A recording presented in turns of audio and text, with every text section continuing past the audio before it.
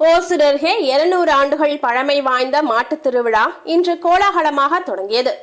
கிருஷ்ணகிரி மாவட்டம் ஓசூர் அடுத்த திம்மசந்திரம் கிராமத்தில் ஸ்ரீ சப்பளம்மா கோவில் அமைந்துள்ளது. இந்த கோவிலில் ஆண்டுதோறும் நடைபெறும் மாட்டுத் திருவிழா பிரபலமாக இருந்து வருகிறது.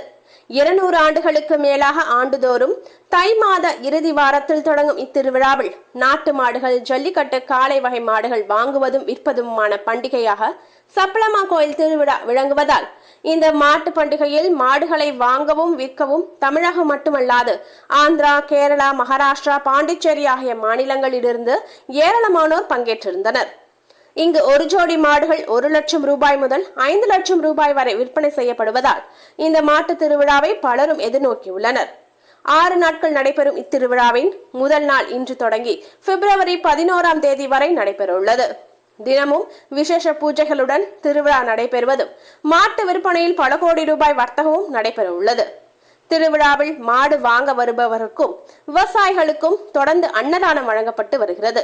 இதில் சப்பளம்மா கோவில் அறக்கட்டளை தலைவர் கஜேந்திரமூர்த்தி, துணைத் தலைவர் தியாகராஜன், கிருஷ்ணப்பா, முனிராஜ், மகேஷ், கெம்பண்ணா உள்ளிட்ட நிர்வாகிகளும் சுற்றுவட்டார கிராம முக்கியஸ்தர்கள் பங்கேற்றிருந்தனர்.